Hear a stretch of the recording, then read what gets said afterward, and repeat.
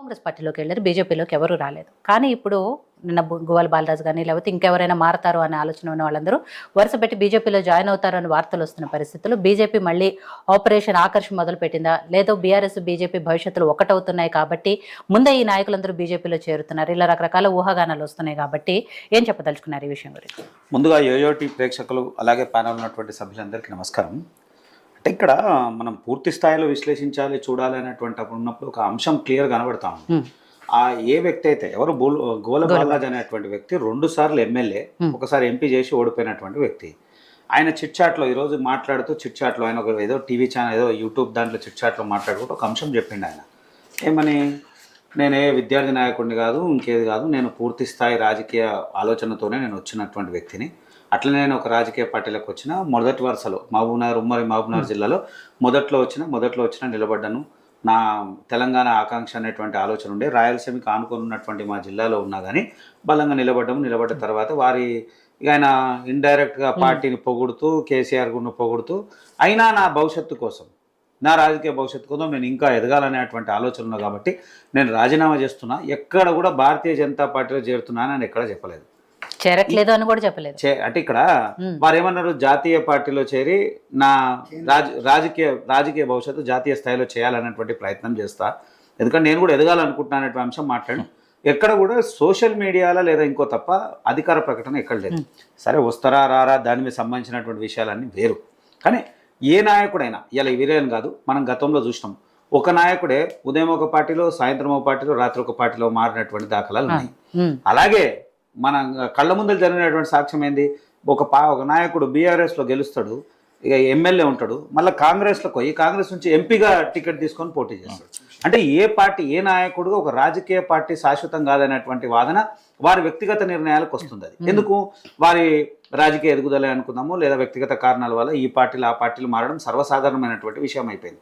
ఈడ పర్టికులర్లీ గోల బాలరాజు అంశం చూసుకుంటూ ఉంటే ఆయనకు అక్కడ ఏమనిపించిందో, రాజకీయంగా వెనుకబడ్డ అనిపించిందా, లేదా ఇంకే ఆలోచన ఉందో ఎట్లనో ఉందో తప్ప పూర్తి స్థాయిలో రాజీనామా చేసి ఇచ్చేయాలన్నటువంటి ప్రయత్నం చేసిండు. దాంట్లో మళ్ళీ బీజేపీ ప్రస్తావన వచ్చి బీజేపీలో చేరుతారు అని అంటే నేనైతే స్వాగతిస్తుండొచ్చు, కానీ మా అధిష్టానం ఏమనుకుంటుంది, ఆయన ఎక్కడ అంటున్నా అనేది తెలియదు. దానికి కూడా ఆయన మాట్లాడిన ఒక ఆడియో వైరల్ అవుతుంది. దాంట్లో ఆయన చెప్పిన విషయాలు అది, భవిష్యత్తులో బీఆర్ఎస్ బీజేపీ విలీనం అవుతాయి కాబట్టి ముందే మనమే బీజేపీలో జాయిన్ అవుతే మన స్థానం పదిలంగా ఉంటుంది అనేది ఒక ఏదైతే మాట్లాడారో అదే ఇప్పుడు వైరల్ అవుతుంది సోషల్ మీడియాలో. దాని ద్వారానే చర్చ జరుగుతుంది, అంటే మేబీ ఆయన బీజేపీలోకి వచ్చే అవకాశాలు ఉన్నాయి అనేది. మిత్రుడు మా వాళ్ళు చెప్పారు, ఎక్కడో లోకల్గా భువనగిరి దగ్గర చైర్మన్ వైస్ చైర్మన్ ఇద్దరు షేర్ చేసుకున్నారు అంటున్నారు. అయితే ఈ వాస్తవాలు పక్కన పెడితే రాజకీయాల్లో వచ్చినప్పుడు ఒక సందర్భం వచ్చినప్పుడు షేర్ చేసుకోవాలి, చైర్మన్ వైస్ చైర్మన్ అంటే ఆ ప్రాతినిధ్యం ఉన్నటువంటి నాయకులు అక్కడ ఉన్నటువంటి ప్యానెల్కి సంబంధించిన అంశాల ద్వారా ఒకరిదొకరు షేర్ చేసుకుంటారు తప్ప ఆ జాతీయ స్థాయిలో చర్చలు జరిగి ఒకరిని చైర్మన్ ఒక వైస్ చైర్మన్ అనేటువంటి పరిస్థితి ఉండదు.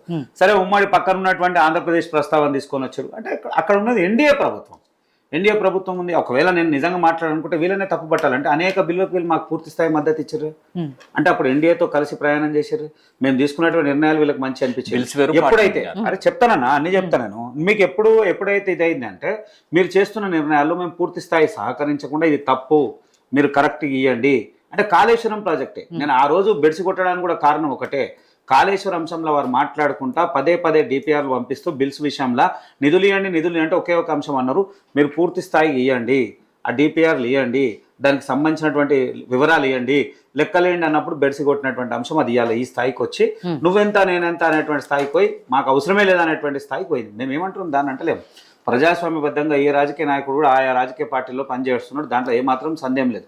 కానీ నేను పూర్తి స్థాయి ఆలోచిస్తూ ఉంటే నిజంగా కూడా ఒకవేళ గోల బాలరాజు గారు బీజేపీకి రావాలనుకున్నా మా అధిష్టానంతో టచ్లో ఉండి లేదా ఢిల్లీ స్థాయిలో కలుస్తారా, ఎవరిని కలుస్తారా, ఏది కలిసినా ఒకటి బలపడుతున్నాం అనేది అయితే నాకు ఒక సంతోషకరమైనటువంటి వార్త.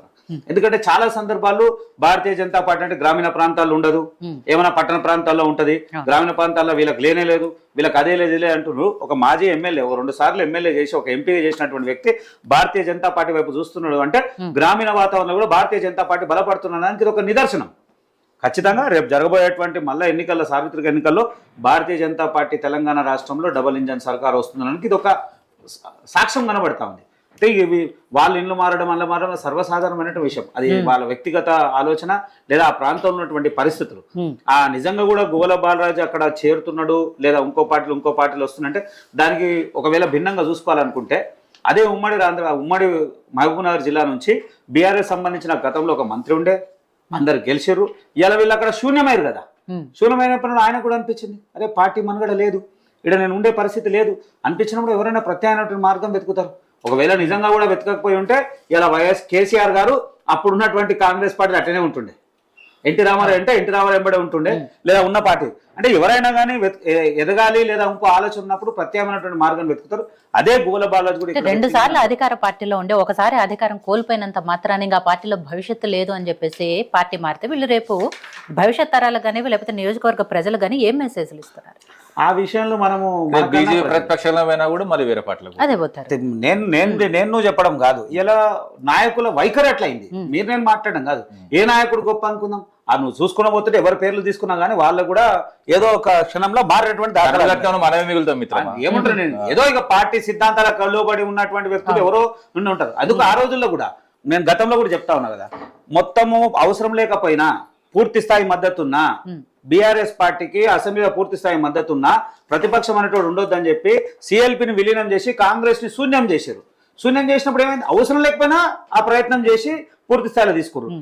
మళ్ళీ ఇప్పుడు ఏమైంది, రిపీట్ ఒక 10 మంది ఇటు నుంచి అటు 10 మంది బీఆర్ఎస్ లకించే బీజేపీలకు రాలే, కాంగ్రెస్ లకు వేరు. మళ్ళీ అదే కాంగ్రెస్ నాయకుడు అన్నాడు, ఆ గోడ మీద వాళ్ళ కాకి ఈ గోడ మీద కాలితే కొట్టి చంపాలన్నాడు. మళ్ళీ ఆయన తీసుకున్నాడు. ఇవాళ 10 మంది ఎమ్మెల్యేలు ఇటా అటా, వాడు బహిరంగంగా చెప్పలేకపోతుండు. అంటే ప్రజలు కూడా ఇవన్నీ గమనిస్తున్నారు. మనం మాట్లాడమని కాదు, ప్రజలు కూడా గమనిస్తున్నాడు. ఆయన బీఆర్ఎస్ అని చెప్పలేకపోతుండే ఎమ్మెల్యే, కాంగ్రెస్ అని చెప్పలేకపోతుండు. ఇక లాస్ట్ కు అత్యుత్తరమైన న్యాయస్థానమైనటువంటి సుప్రీంకోర్టుకు పోయినా కానీ మళ్ళీ అది మన చట్టంలో ఉన్నటువంటి లొసుగులు, రాజ్యాంగంలో ఉన్నటువంటి లొసుగుల్ని పట్టుకొని మళ్ళీ వచ్చి ఆడికి వచ్చి పడ్డది. అంటే ఇలా కరెక్ట్ గా తెలుసు, అందరికీ తెలుసు, ఏదేమైనా కానీ తన రాజకీయ పార్టీ